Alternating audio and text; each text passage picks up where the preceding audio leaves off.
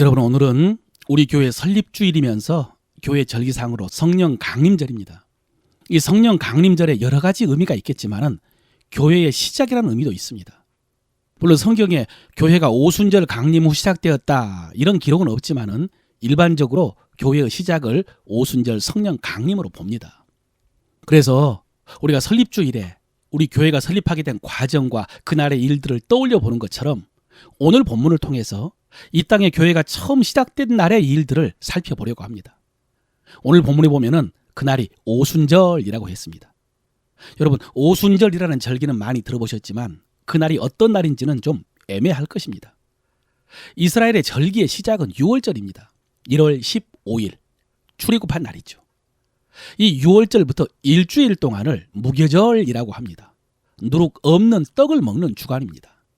그런데 이때가 마침 보리를 추수하는 때라서 곡물의 첫 이삭을 제사장에게로 가지고 가라고 했습니다. 레위기 23장 11절에요. 제사장은 너희를 위하여 그 단을 여호와 앞에 기쁘게 받으심이 되도록 흔들되 안식일 이튿날에 흔들 것이며 그랬습니다. 그래서 여러분, 이 날이 초실절입니다. 그리고 그날은 안식일 이튿날, 오늘날로 하면 주일입니다. 그래서 여러분, 예수님이 6월절 어린 양으로 십자가에 달리셨습니다. 그리고 부활한 날이 주일이었고요, 초실절이었습니다. 그러니까 주님께서 부활의 첫 열매가 되신 것입니다. 초실절에. 그리고 오순절은 레위기 23장 15절에요. 안식일 이튿날 곧 너희가 요제로 곡식단을 가지고 온 날부터 세어서, 초실절부터입니다. 7 안식일의 수요를 채우고 7 안식일 이튿날까지 합하여 50일을 계수하여 새 소제를 여호와께 드리되 그랬습니다.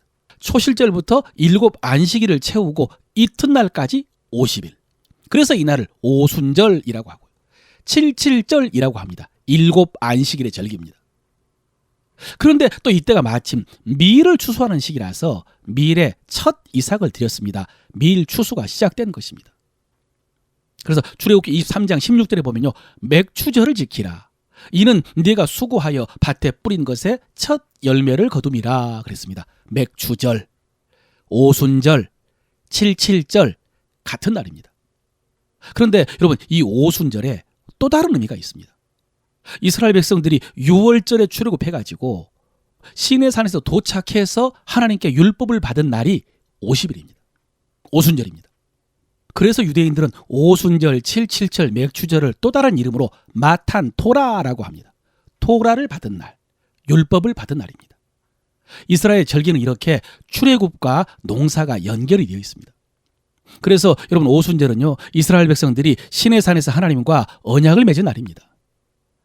창세기 12장에서 하나님께서 아브라함 한 사람과 언약을 맺으셨는데 이제 이스라엘 백성들이 큰 민족이 되어서 하나님과 언약을 맺고 하나님의 백성이 된 날이 오순절입니다. 그런데 여러분, 방금 하나님께서 이스라엘 백성들과 언약을 맺으셨을 때 무엇을 주셨다고 했습니까? 율법입니다. 토라를. 그런데 이스라엘 백성들이 그 율법을 지켰습니까? 못 지켰습니까? 예, 못 지켰습니다. 그래서 하나님께서요, 새 백성을 택하시고 새 언약을 맺으신 것입니다. 이것을 베드로전서 2장 9절에서 이렇게 말씀하십니다. 그러나 이제는 너희가 택하신 족속이요 왕같은 제사장이요 거룩한 나라요 그의 소유가 된 백성이니. 예, 여러분, 이렇게 해서 우리가 새 언약의 백성이 되었습니다. 여러분, 하나님께서는 구약의 오순절에 이스라엘 백성과 시내산 언약을 맺으셨을 때 율법을 주셨는데요, 신약의 오순절에 새 백성을 택하여 새 언약을 맺으실 때에 무엇을 주셨을까요? 이에 대해서 예레미야 선지자가 이렇게 예언을 했습니다. 여호와의 말씀이니라. 보라, 날이 이르리니 내가 이스라엘 집과 유다 집에 새 언약을 맺으리라. 이 언약은 내가 그들의 조상들의 손을 잡고 애굽 땅에서 인도하여 내던 날에 맺은 것과 같지 아니할 것은 내가 그들의 남편이 되었어도 그들이 내 언약을 깨뜨렸습니다. 여호와의 말씀이니라. 그러나 그날 후에 내가 이스라엘 집과 맺을 언약은 이러하니 곧 내가 나의 법을 그들 속에 두며 그들의 마음에 기록하여 나는 그들의 하나님이 되고 그들은 내 백성이 될 것이라. 여호와의 말씀이니라. 예, 내가 나의 법을 그들 속에 두고 그들의 마음에 기록하여. 여러분, 이것이 성령을 말씀하시는 것입니다. 그래서 오순절에 제자들에게 성령이 임하신 것은 이런 의미가 있습니다. 새 나라 새 백성인 성도들의 마음에 하나님의 법을 주신 것입니다. 이스라엘 백성들에게 율법을 주시고 지키라고 하셨는데 지키지 못하니까 새 언약의 백성인 우리에게는 아예 성령을 마음속에 넣어주신 것입니다. 그래서 성도들은 본능적으로 하나님을 알게 하셨습니다. 성령이 마음에 계시니까요. 그리고 이제는 율법을 지키느냐 못 지키느냐가 아니고 성령으로 인치신 것입니다. 마음속에 계신 성령이 우리가 하나님의 백성임을 증명해 주셨고요. 또 우리에게 하나님의 뜻을 가르쳐 주신 것입니다. 그래서 여러분, 이제는 우리가 하나님의 백성입니다. 우리가 새 언약의 백성입니다. 우리가 하나님이 택하신 백성입니다. 우리가 선민입니다. 그렇다면 여러분, 다시 멈춰서서 생각을 해보십시오. 지난 주일에 살펴보았는데 하나님께서 우리를 지으실 때 하나님의 형상대로 지으셨다고 했습니다. 그렇게 하나님의 형상대로 지음받은 인간이 범죄함으로 우리의 영이 죽었을 때 하나님께서 우리를 살리시려고 어떻게 하셨습니까? 하나님의 독생자를 주셨다고 했죠. 그래서 여러분, 저는요, 대체 이게 뭔 일이냐고 정말 감탄사밖에는 할 말이 없다고 했습니다. 그리고 하나님의 행하시는 일이 놀랍고 하나님의 은혜와 사랑이 놀라울 만큼 우리가 놀라운 존재라는 것을 알아야 한다고 했죠. 그런데 오늘 하나님께서 정점을 찍으시는데 우리에게 성령을 보내주셨습니다. 하나님의 성령을 우리 마음속에 부어주셨습니다.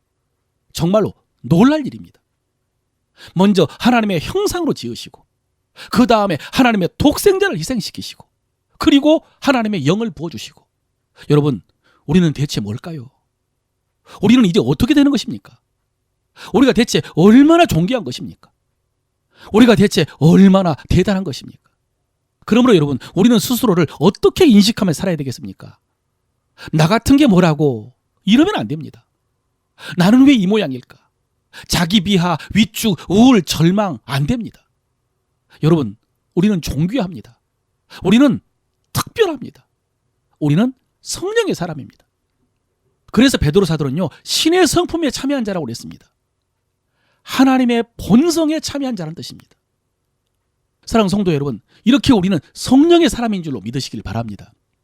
대신 하나님께서 성령을 우리 마음속에 고이 모시고 있으라고 주신 것은 아니고요, 사명 감당하라고 보내주셨으니까 능력이 나타나야 됩니다. 성령으로 충만해야 됩니다. 제가 작년 성령 강림절에도 이런 말씀을 전했습니다. 그런데 오늘은 여기서 한 단계를 더 나가겠습니다. 이를 위해서 어떻게 해야 되느냐?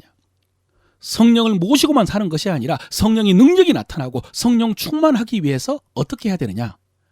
오늘 본문 사도행전 2장 4절입니다.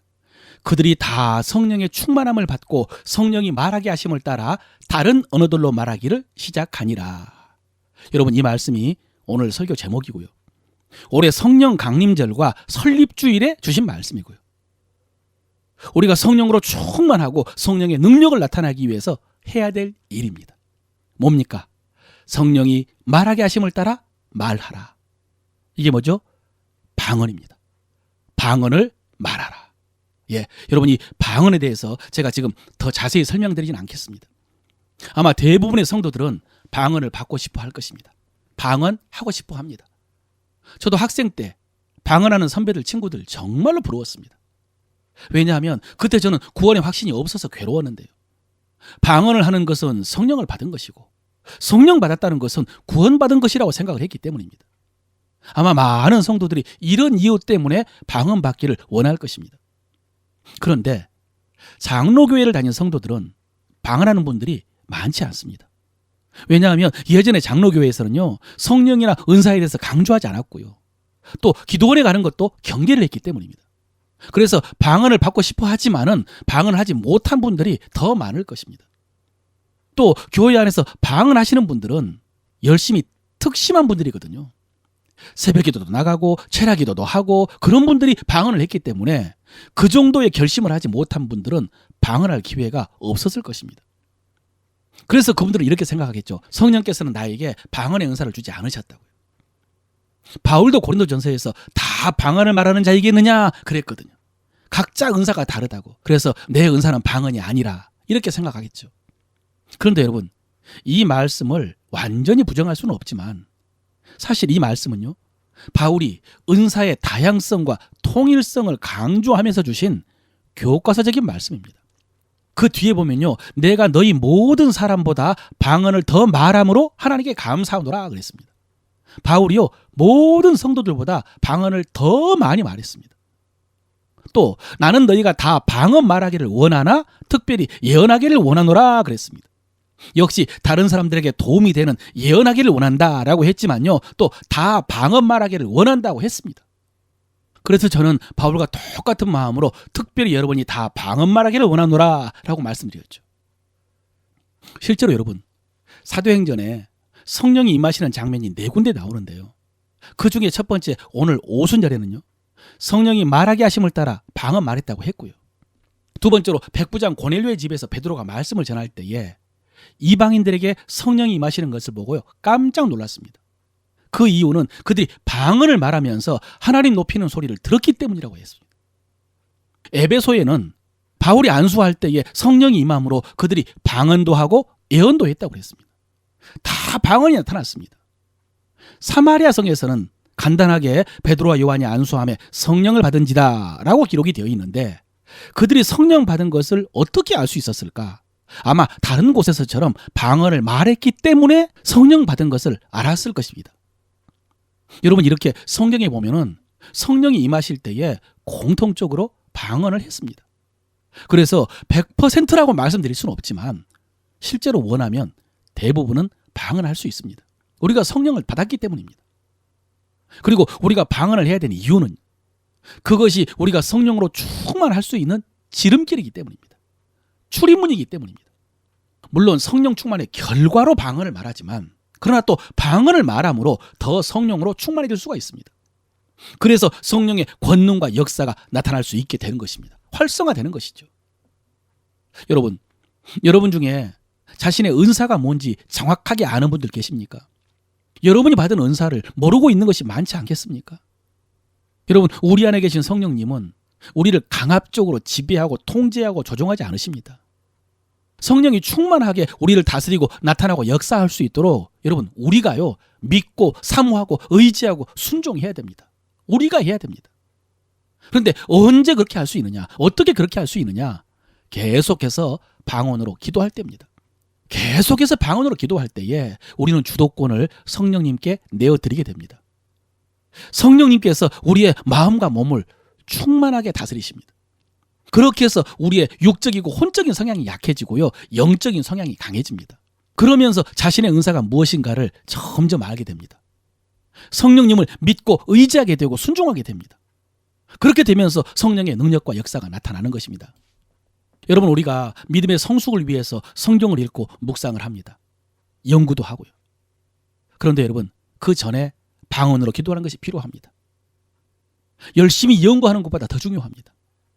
그러면 성령께서 우리의 마음을 기경해 주십니다. 준비시켜 주십니다. 성령께서 말씀의 비밀을 깨닫는 지혜를 주십니다. 그래서 방언이 연구보다 더 중요하다고 한 것입니다.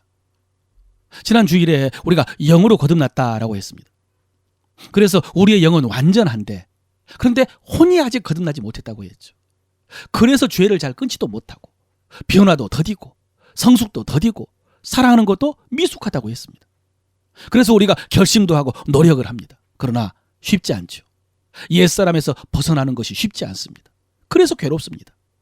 그런데 여러분, 방언을 계속 하다 보면요, 자연스럽게 달라집니다. 자연스럽게 변화됩니다. 영이 강해져서 죄가 끊어지고요, 우리는 하나님을 더 가까이 하게 되고 의지하고 순종하게 됩니다. 마치 담배를 끊기 위해서 결심하는 것보다 담배의 맛이 쓰게 느껴지는 것과 같습니다. 방언을 계속할 때 성령께서 그렇게 하십니다. 또 여러분, 우리가 다 은사를 받았다고 했죠. 또 은사뿐만 아니라 우리가 감당해야 될 사명이 있습니다. 가정에서, 직장에서, 교회에서 우리는 그것을 위해서 노력합니다. 열심히 책임을 감당합니다. 또 약속이 이루어지기를 기도하고요, 하나님의 도우심과 응답을 기다립니다. 그런데 여러분, 주님께서요, 이렇게 말씀하시는 것입니다. 나는 다 공급해 주었다. 나는 다 허락해 주었다. 은혜도 주었고 사랑도 주었고 말씀도 주었고 성령도 주었다.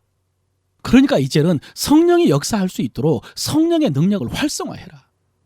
너희가 다스려라. 이를 위해서 약속의 말씀 붙잡고 방언으로 기도해라.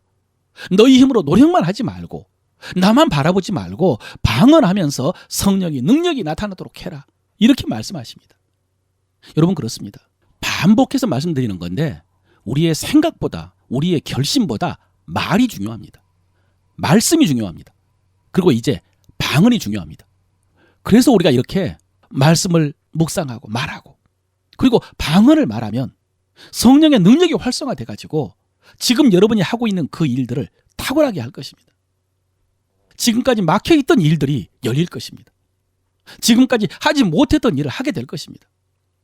성경에서 주님께서 하신 일을 하고 사도들이 했던 일도 하고 그보다 더한 일도 하게 될 것입니다. 사랑하는 성도 여러분, 우리 교회는 이런 교회가 돼야 됩니다.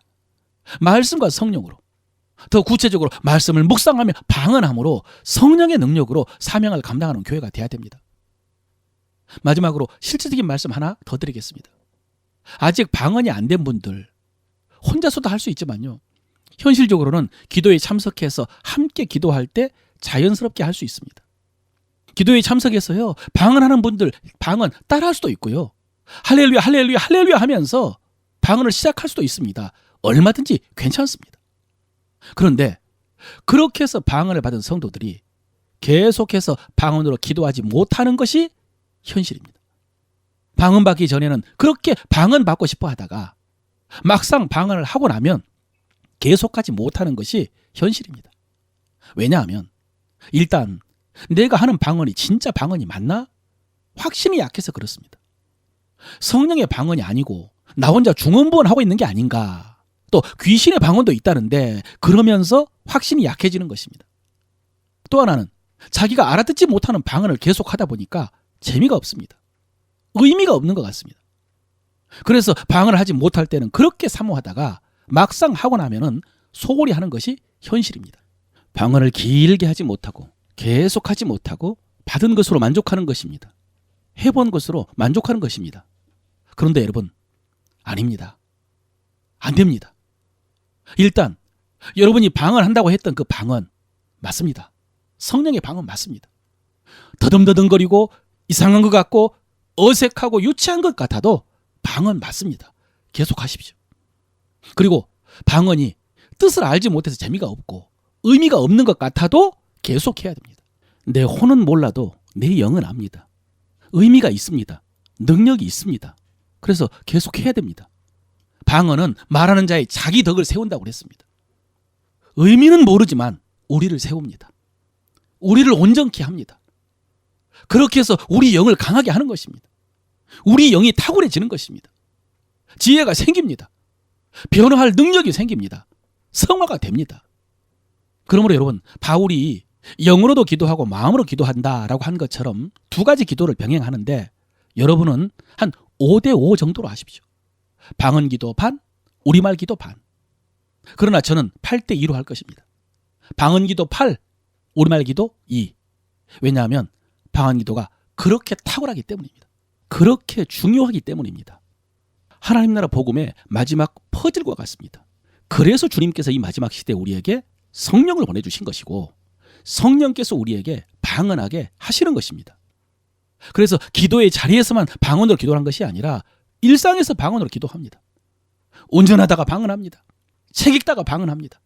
유튜브 보다가 방언하고요. 밤에 자기 전에 방언하고 아침에 일어나서 방언하고 그리고 더불어서 말씀 묵상, 호몰로기야, 복명, 목창, 없는 것을 있는 것처럼 부르라, 카라, 콜레오. 이렇게 하나님의 말씀을 우리 입으로 말하면서 하나님의 나라를 세우는 것입니다. 사랑하는 성도 여러분, 이렇게 말씀을 선포하고 방언을 말하면서 성령의 능력으로 우리 교회를 세우고 하나님의 나라를 능력으로 전파하는 저와 여러분 되시기를 축원합니다.